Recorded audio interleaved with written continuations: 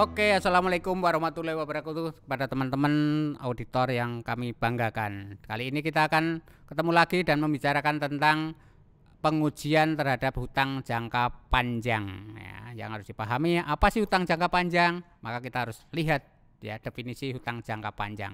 Tentunya secara sederhana hutang jangka panjang itu adalah hutang yang pembayarannya atau jatuh temponya lebih dari 1 tahun atau 1 periode akuntansi, itu yang disebut hutang jangka panjang. Lantas jenisnya apa saja? Bisa saja hutang jangka panjang di bank, ya, kredit di bank untuk jangka panjang. Bisa saja leasing, bisa saja hutang obligasi, itu beberapa jenis hutang jangka panjang.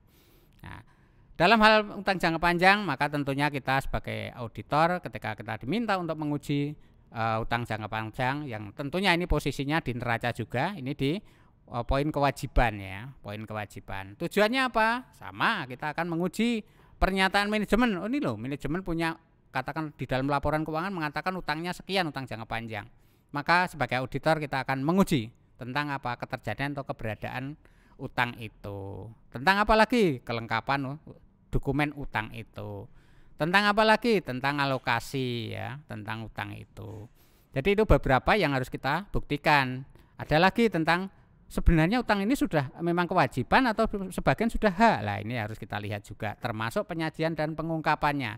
Sehingga apa? Kita akan membuktikan itu akan didapat saldo hutang jangka panjang yang sesungguhnya sebenarnya teman-teman ya. Kita bicara tentang hutang jangka panjang. Tujuannya apa sih Pak kita nguji hutang jangka panjang? Ya, satu, kita itu akan memberikan atau untuk memperoleh keyakinan. Benar enggak utang jangka panjang yang disajikan klien atau yang diutarakan klien atau yang dinyatakan klien itu sudah handal menurut catatan akuntansi atau belum? Nah, itu kita buktikan di situ ya. Kita akan membuktikan tentang tadi keterjadiannya sampai penyajian dan pengungkapannya.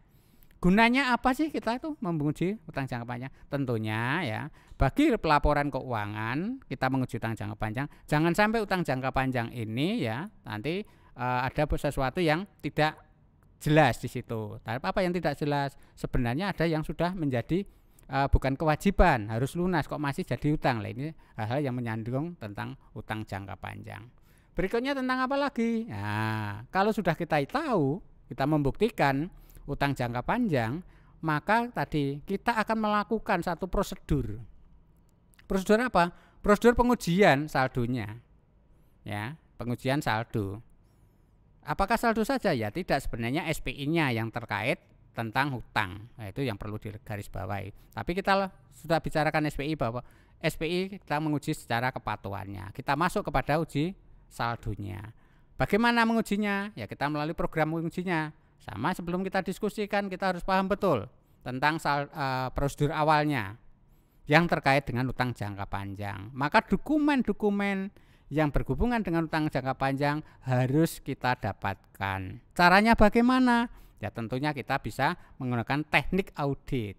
Tekniknya apa? Bisa observasi, bisa wawancara, bisa ngambil data langsung kepada bagian-bagian yang terkait.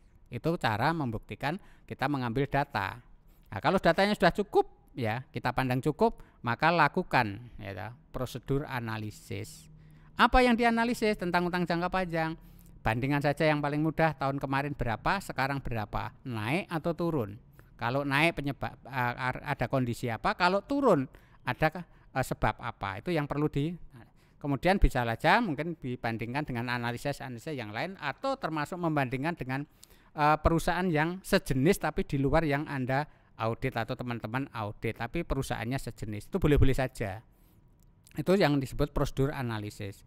Lantas bagaimana? Kalau sudah ya udah kita lakukan. Setelah dapat gambaran menganalisis, kita dokumentasikan sebagai kertas audit, kita memetakan, kita akan menguji secara rinci membuktikan transaksi hutang jangka panjang.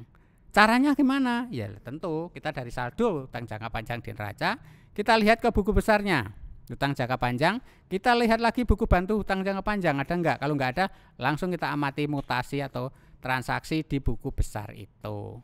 Nah, hutang jangka panjang saya kira juga tidak terlalu banyak ya. Kalau tidak terlalu banyak bagaimana? Langsung saja dari mutasi itu kita buktikan ke jurnalnya sudah tercatat dengan benar atau belum. Tapi kalau sudah, maka kita lanjut lagi ke dokumen pendukungnya atau dokumen asal transaksi itu. Nah, kalau sudah yakin maka lakukan konfirmasi. Ya, ini utang ya. Jadi utang ini kalau sudah dapat dokumennya lengkap, lakukan konfirmasi kepada pihak-pihak tertentu. Contoh kalau utang dengan bank pasti ada rekening koran atau apa, nah kita konfirmasi. Tapi kalau utang kepada pihak ketiga lah ini yang perlu lakukan lagi. Tidak mudah ini ya, tetapi harus dilakukan konfirmasi pada pihak ketiga yang memberi kredit. Benar enggak utang klien ini kepada Anda? Itu caranya seperti itu.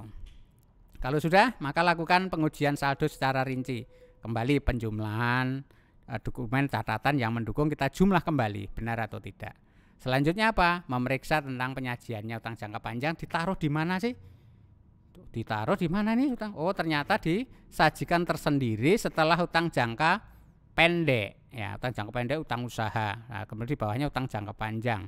Nah, utang jangka panjang itu nanti utang kepada siapa saja, satu ke bank, pihak ketiga dan seterusnya. Ini bisa dilacak sampai ke situ, itu penyajiannya.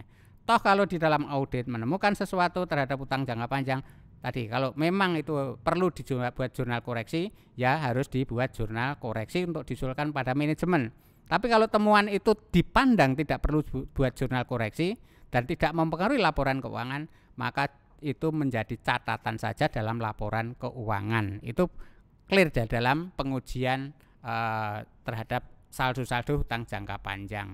Itu beberapa hal yang menjadi tips di dalam menguji keberadaan utang jangka panjang. Tujuannya apa sih sebenarnya? Ya tadi membuktikan benar nggak utang jangka panjang yang ada di dalam laporan keuangan perusahaan yang Anda audit atau teman-teman kita audit itu. Kalau benar, ya inilah akan mendukung pendapat auditor atau akuntan di dalam opininya. Itu saya kira itu ya dalam menyajikan utang jangka panjang. Mudah-mudahan ini lebih mudah di pertemuan ke pertemuan Anda lebih paham dan ini memudahkan Anda. Karena satu, kalau bicara audit, maka satu yang harus dipahami adalah tentang saldo. Yang kedua adalah tujuan audit.